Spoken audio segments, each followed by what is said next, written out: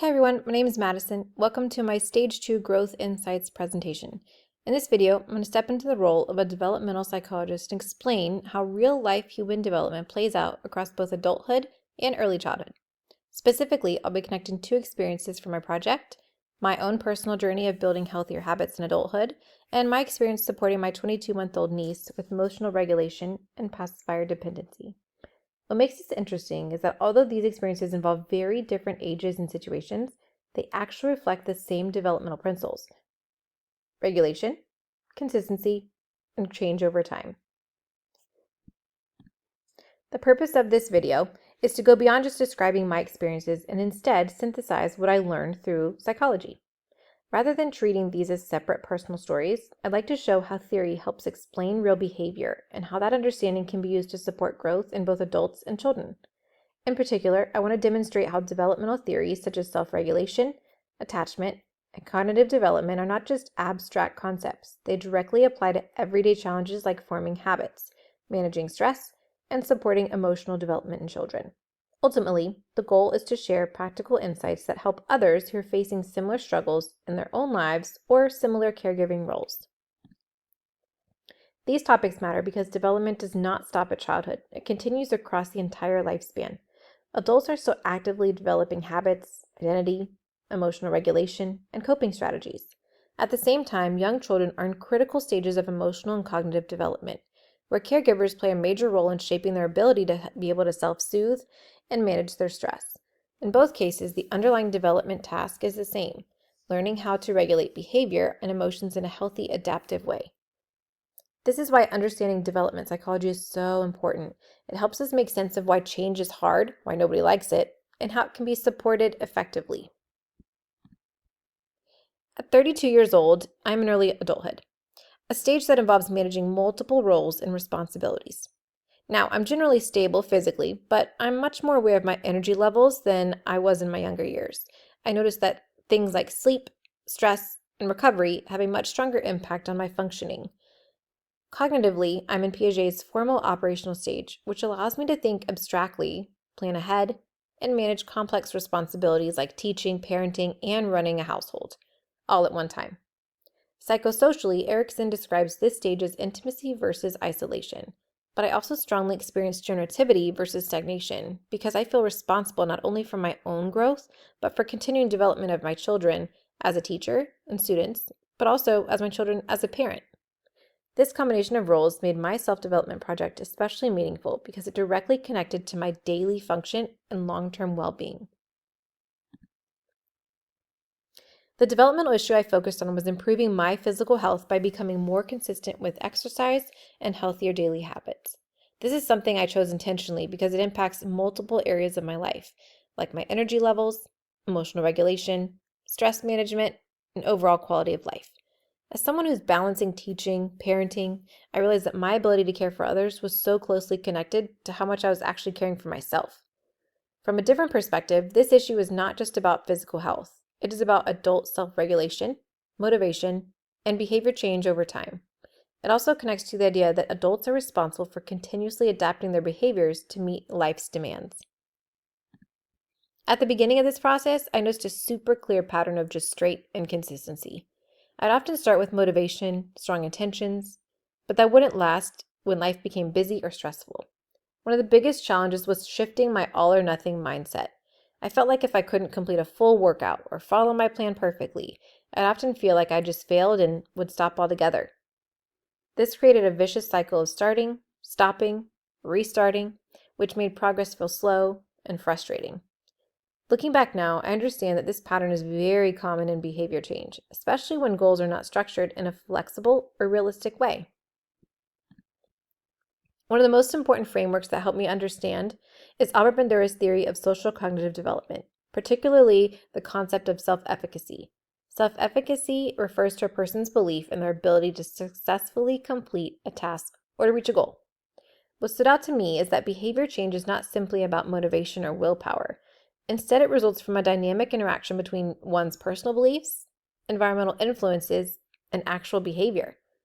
Now, I noticed a clear pattern. When I felt confident in my ability to stay consistent with my goals, I was more likely to follow through. But on the other hand, when a goal felt overwhelming, challenging, or I doubted my abilities, I tended to just avoid it altogether and give up. This helped me realize that inconsistency is not necessarily lack of discipline, but more of a reflection of a lower self-efficacy in moments. A key insight is that self-efficacy is developed through mastery experiences, meaning that confidence is actually built through action rather than preceding it. As I began completing small goals, like a shorter workout or more manageable routine change, I started to experience success much more consistently. Over time, those small successes gradually strengthened my confidence and made it easier to maintain those healthier habits.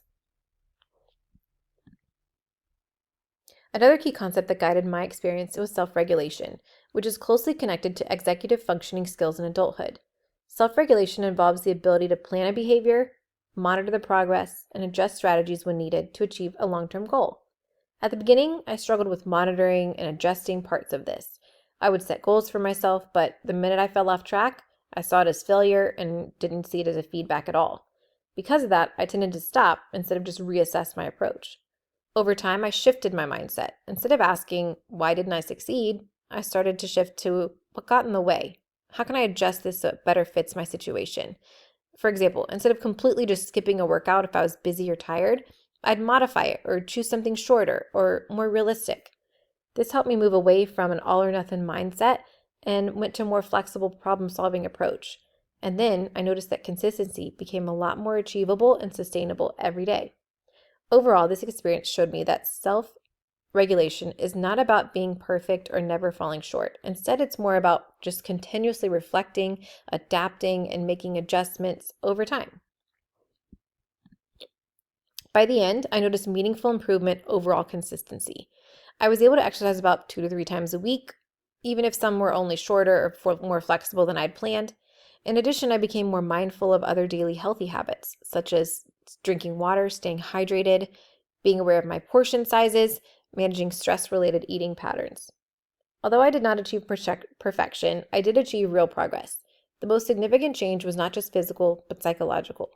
I developed a healthier and much more realistic mindset towards consistency, setbacks, and behavior change, which helped me approach my goals with a lot more flexibility and compassion. Now, my other development experience focused on my 22-month-old niece. At this stage of development, toddlers are actively learning how to regulate their emotions, but they still rely on external sources of comfort. In her case, she developed a strong attachment to her pacifier, which she didn't use only for sleep, but also throughout the day to regulate her emotions. Because she's a third child in a super busy household, she often had to share her attention with her siblings, which also could have contributed to her reliance on the pacifier as a source of comfort. Now, this situation provided a clear example of how attachment processes and emotional development are closely connected during early childhood.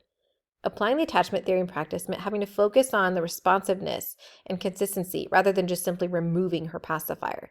Instead of taking it away abruptly, we used the gradual reduction approach while increasing her support with her siblings and her parents, and responsiveness during moments of distress.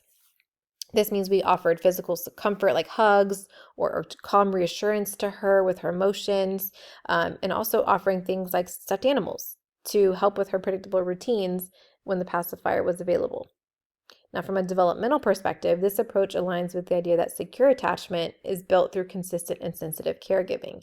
What was especially important was not just reducing her use of the pacifier, but ensuring that her emotional needs are still being met in another way. This reflects a key principle. The goal is not immediate independence, but gradual internalization of external regulation. And over time, this process supports the development of healthier self-soothing skills and greater emotional resilience.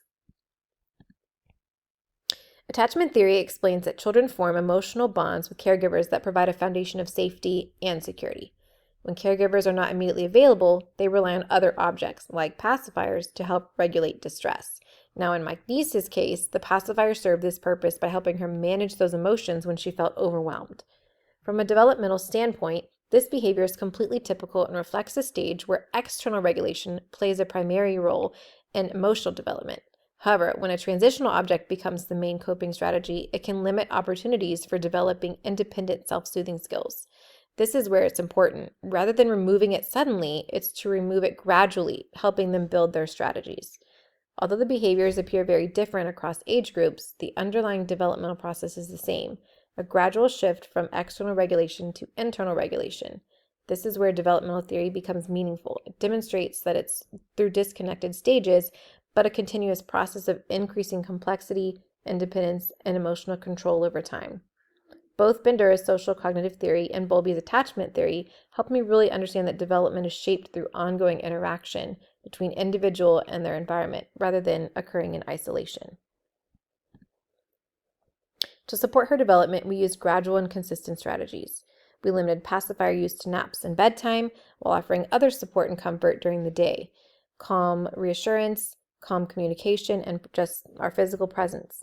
We also introduced the stuffed animal as a transitional object. This allowed her to begin comforting herself with different coping strategies while still feeling emotionally secure. The key principle was consistency across caregivers because inconsistency increases distress and confusion for toddlers. Over time, we observed gradual improvement. She began relying less on the pacifier and more on caregivers or her stuffed animals. Although there were still moments, her ability to cope definitely improved. Family interactions also became more structured and supportive as everybody was on the same page. This demonstrated how small, consistent changes can meaningfully support emotional development in early childhood. When I reflect on both experiences together, I see a clear connection. Both involve the development of self-regulation systems, just at different life stages. In adults, self-regulation appears as managing habits, motivation, and behavior over time. In toddlers, self-regulation appears as learning to manage emotions and distress. Both cases depend on consistency, support, and gradual change rather than sudden. This helped me understand development not as separate stages, but as a continuous process across the lifespan. One of my biggest insights is that change is not about intensity, it's about consistency. Small actions repeated over time create meaningful developmental progress. Another insight is that setbacks are not failures, they're part of a learning process. And finally, both children and adults grow best in environments that combine structure with emotional support.